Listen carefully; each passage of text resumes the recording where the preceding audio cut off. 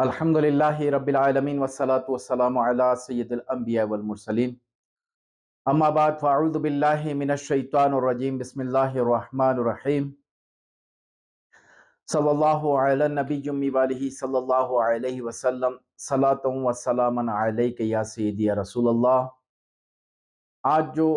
वजीफ़ा बताने जा रहा हूँ, ये वजीफ़ा है जिसके नाजायज़ ताल्लुकात हों उनको जुदा करने के लिए ये वजीफ़ा पढ़ा जाए, क्योंकि फ़ी ज़माना शायद ही कोई ऐसा लड़का हो जिसकी गर्लफ्रेंड ना हो, और शायद ही ऐसी कोई लड़की हो जिसका बॉयफ्रेंड ना हो, क्योंकि सोशल मीडिया का दौर है जिसकी वजह से इनकी एक दूसरे तक रसाई आसानी के साथ हो जाती है। क्योंकि बाज़ फजूल लड़के बैठे होते हैं कि मिस कॉलें दे रहे होते हैं, जब वहाँ देखते हैं कि किसी लड़की की आवाज़ आ जाती है तो फिर उसके साथ जो है बैठकर बातें शुरू हो जाती हैं, जैसे कि लड़की भी इंतज़ार में हो किसी जो है अननोन नंबर जो है आ जाए और मैं उससे जो है गुफ्तगू शुरू कर लूँ। तो बहुत सारी ऐसी माएँ हमें फ़ोन करती हैं जिनकी जो है बच्चियाँ जो है सारी रात फ़ोनों पे बात करती हैं, या जो है बच्चे उनके सारी रात फ़ोन पे बात करते रहते हैं। तो हर शख्स परेशान है, मियाँ बीवी से परेशान है, बीवी अपने शौहर से परेशान है कि वो किसी गैर औरतों के साथ जो है बैठकर बातें करते हैं। तो आज इस वजह से जो है ये वजीफ़ा बता रहा हूँ कि ये वजीफ़ा पढ़ने के बाद जो है उन दोनों के दरमियान जुदाई हो जाती है। और जो ऑफिस में काम करने वाली लड़कियां होती हैं वो भी परेशान होती हैं कि बॉस जो है उन्हें डिनर पर जो है प्रेशर डालता है कि डिनर पर जो है मेरे साथ कर लें तो फिर जो है आपकी जॉब को मैं रिलैक्स करूंगा। तो और जो है दीगर मामलात की उनसे जो है वो डिमांड करते हैं कि ये हमारी डिमांड पूरी कर लें तो फिर जो है हम आपको ऑफिस में रिलैक्स रखेंगे, नहीं तो जो है फिर उन पर सख्ती ज़्यादा करते हैं। और ये याद रखें जो वजीफ़ा बताने जा रहा हूँ ये जलाली वजीफ़ा है। जब भी आपको हक्कुल यकीन या ऐनुल यकीन हो जाए कि वाक़ई इनके आपस के जो है नाजायज़ ताल्लुकात हैं, तब जो है ये वजीफ़ा आपने करना है। बसूरत दीगर जो है आपके लिए नुकसानदेह है, क्योंकि ऐसे रिश्ते होते हैं जैसे माँ बेटे के, तो बीवी जो है वो इसलिए ये वजीफ़ा करे कि ये जो है अपनी माँ से दूर हो जाए।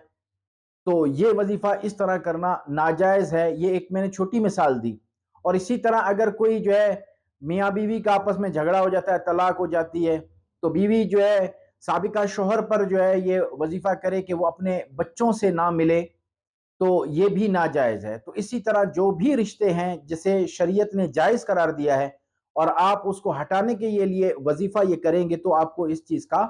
नुकसान होगा। आपको पूरा यकीन है कि वाक़ई जो है इनके दरमियान आपस में जो है वो नाजायज़ ताल्लुकात हैं, तो तब ये पढ़ें। बाकी जो है क़यास आराइयों के सबब या उसकी वजह से जो है इस वज़ीफ़े को आप ना पढ़ें। क्योंकि इब्तिदा में तो वो जो है वो फ़ोन पर बातें करते-करते फिर जो है कहीं पार्क में मिलने जाते हैं या कहीं होटल पर मुलाकात हो जाती है, फिर जो है हद से ज़्यादा बढ़ जाते हैं ये लोग। और दूसरे जो है मर्द को मर्द से भी जुदा कर सकते हैं, ज़रूरी ना हो कि उनके कोई ऐसे जो है गलत ताल्लुकात हों, वो जो है उसको होटल पे ले जाते हों, उनको आइस या नशे में या दीगर चीज़ों में उस को दोस्त को अपने को मुब्तला करें, क्योंकि आजकल यही है, जो दोस्त जिस लत में पड़ गया ना, नशे में, बेरारवी में या किसी लड़कियों के चक्कर में पड़ गया ना, तो वो साथ बैठे हुए बंदे को भी यही तरगीब दिला रहा होता है कि भाई आप भी ये काम कर लें। तो उसके सबब से वो लड़का भी जो है उसके कहने पर, क्योंकि दोस्त तो एक ऐसा होता है कि बंदा जो है अपनी माँ-बाप को तो इनकार कर लेता है लेकिन दोस्त को इनकार नहीं करता। जिसके सबब जो है वो लड़कियों के चक्कर में भी पड़ जाता है और दूसरा आइस और नशे, इन तमाम चीज़ों में जो है वो पड़ जाता है। तो इसी तरह अगर कोई दोस्त आपस में जो है इस तरह का उनका ताल्लुक है, तो उसको जुदा करने के लिए भी जो है ये वजीफ़ा किया जा सकता है। ये वजीफ़ा असर की नमाज के बाद आपने पढ़ना है। शुरू और आखिर में आपने जो है 13-13 मरतबा दुरूद पाक पढ़ना है।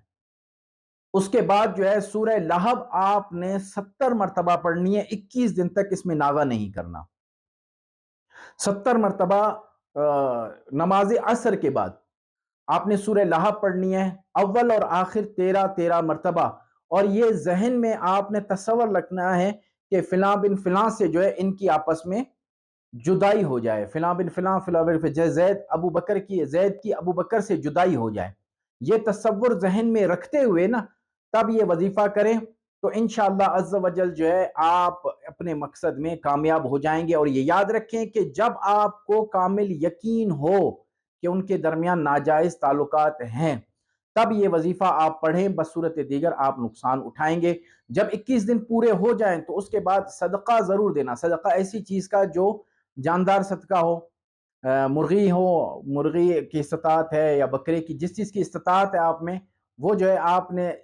زندہ لینی ہے، زندہ لینے کے بعد ذبح کر کے کسی صاف وغیرہ کر کے کسی غریب کو دے دیں 21 دن کے بعد، تو انشاءاللہ جو ناجائز تعلقات ہوں گے وہ ختم ہو جائیں گے۔ رب تعالیٰ سے دعا ہے کہ رب تعالیٰ ہمیں صحیح معنی میں نماز پڑھنے اور صحیح معنی میں وظائف پڑھنے کی توفیق عطا فرمائے۔